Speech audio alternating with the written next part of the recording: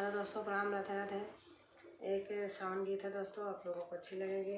आप शेयर करना, लाइक करना, सब्सक्राइब करना, कमेंट में लिख के ज़रूर बताना दोस्तों कैसे लगी। धन्यवाद।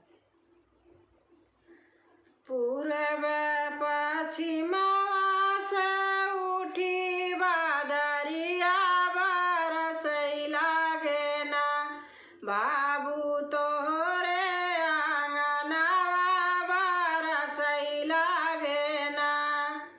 पूरब पश्चिमवा से उठी रे बादरिया बरसई लागे ना, बाबू तोहरे आंगनवा बरसई लागे ना।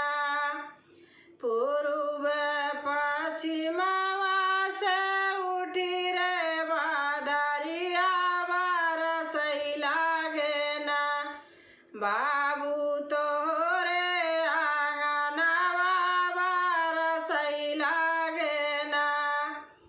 भीतरा से निकले आई पापा जी हमारे रोयो लागे ना, भीतरा से निकले आई बाबूजी हमारे रोयो लागे ना।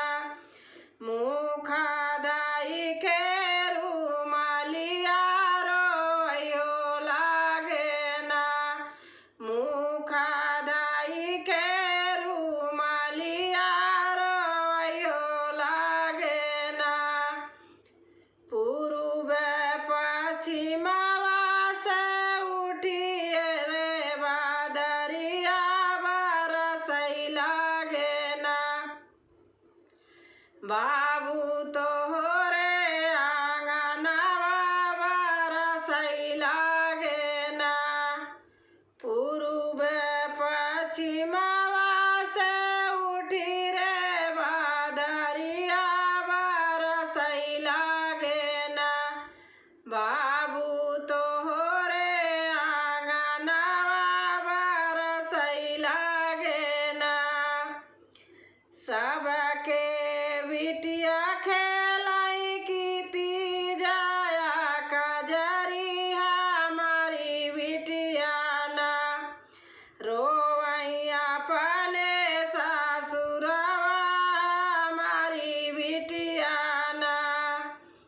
सबके बिटिया खेलाई तीजा कजरिया हमारी बिटिया ना, रोवैया अपने सासुरवा हमारी बिटिया ना, रोवैया अपने सासुरवा हमारी बिटिया ना। पूर्व पश्चिमवा से उठी रे बादरिया बरसई लागे ना, बाबू तोहरे आंगनवा बरसई लागे ना।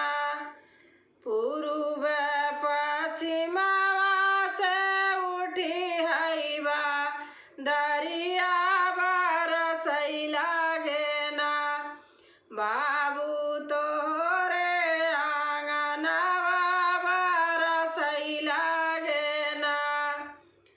भीतरा से निकले आई भैया जी हमारे रोयो लागे ना, मुख दाई के रुमालिया रोयो लागे ना।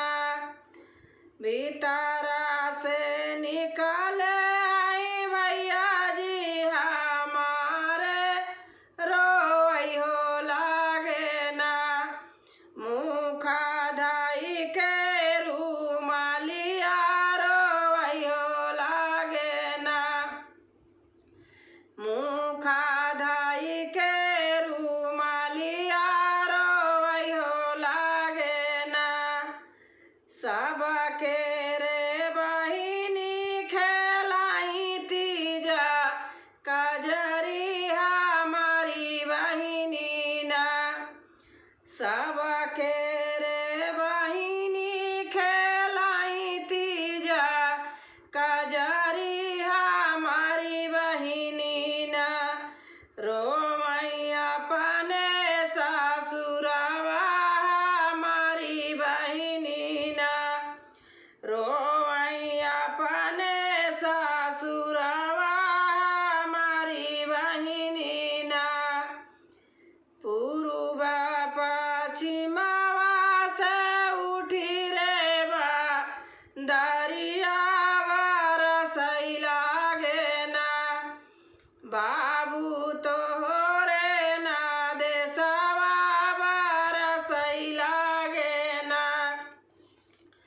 बाबा